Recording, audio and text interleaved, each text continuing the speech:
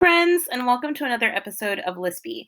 Today, I'm going to review all of the books that I read this January. So you're going to be like, okay, so you read 4 or 5 books. No, I read a whole bunch of books in January. I don't know why, but I was just on an ebook kick, like one ebook after another. I was averaging 2, 3 days max reading a whole novel.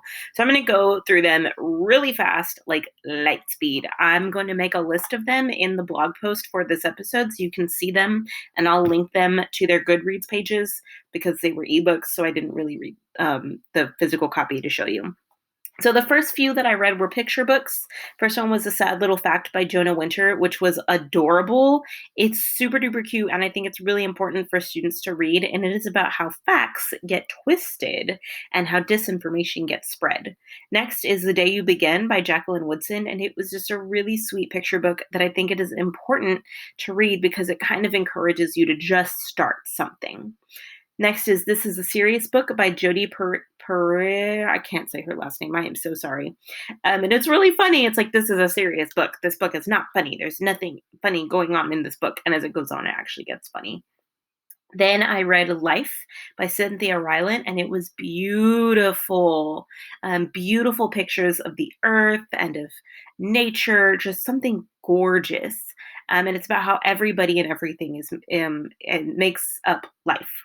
Then I read Just Breathe by Cammie McGovern. I could not stop hearing about it. And I am subscribed into the Epic Reads series website where every day they send you a chapter to your email. So I read the first 2 or 3 before I was like, I need this book. And so I got it from the Austin Public Library.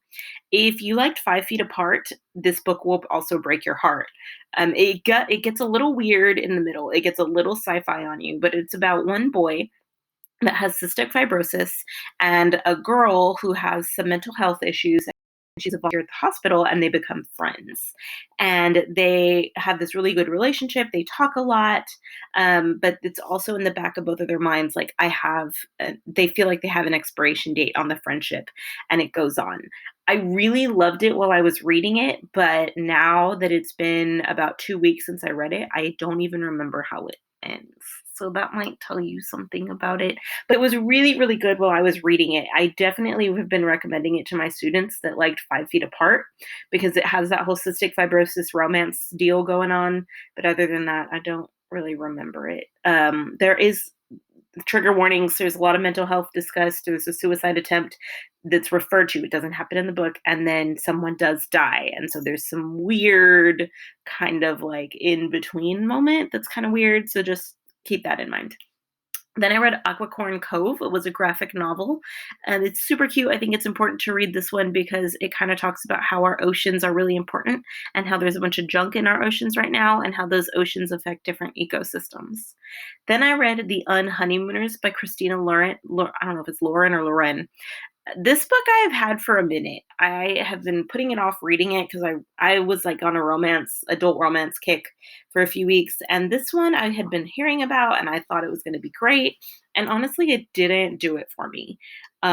It's about these two people, the sister who was the maid of honor and the man who was the best man in a wedding. Everybody in the wedding gets sick from food poisoning, and so they take the honeymoon.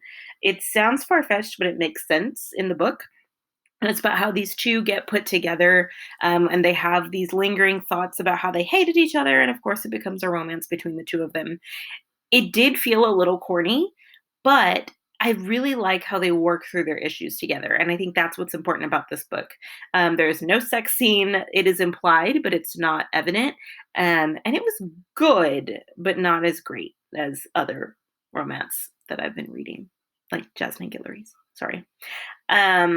Jackpot by Nic Stone was another one I read. Oh my God. Like, I already love Nic Stone as an author because she's amazing, but this book was fan freaking tastic. Could not put it down, could not shut up about it. It's about this girl, y'all know I'm awful with names, whose family is dirt poor. Like, they're living in an apartment that is just old, not decrepit, but it's old. They worry about paying the bills.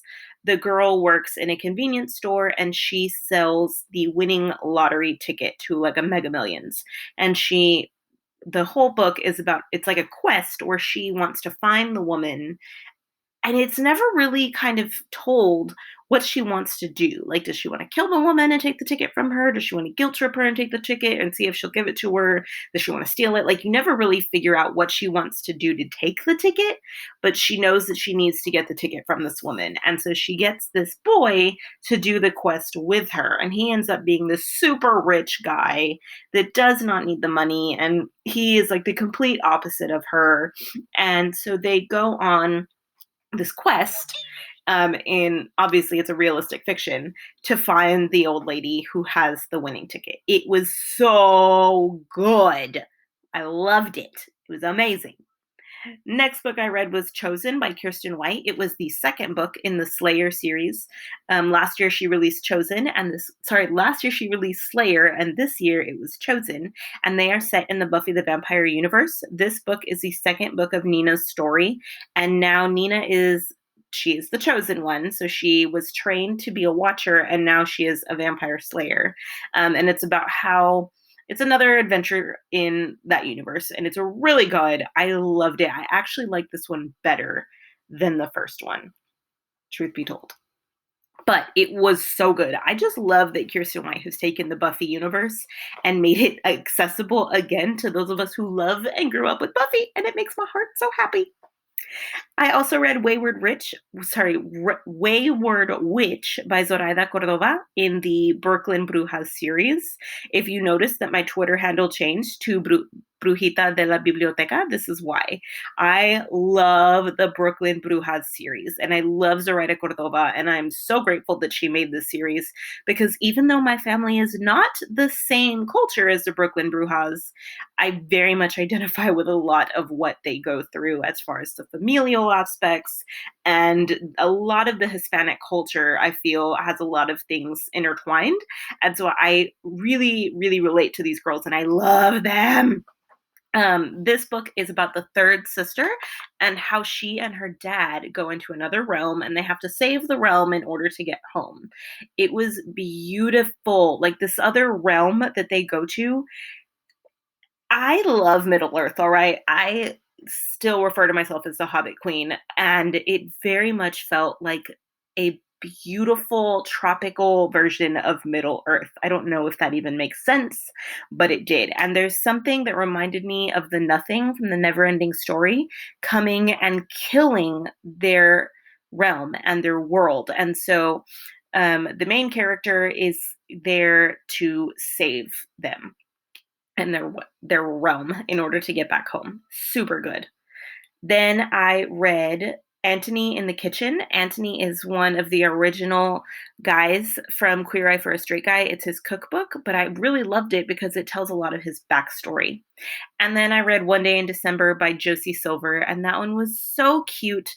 It was just really long. And it was about a girl who sees a boy in a bus window when she's on the bus and he's sitting in the bus station, and she immediately falls in love with him. It's love at first sight. And then he ends up being her best friend's boyfriend. And over the course of, I think it's like 5 or 10 years, how their story goes and how she's like, no, I'm not going to go after this guy. But obviously, since there's a novel about it, you got to figure out what's going to happen. But it was really good. So that is my review of my January books. If you want any more, please feel free to reach out and I will go into more depth with them.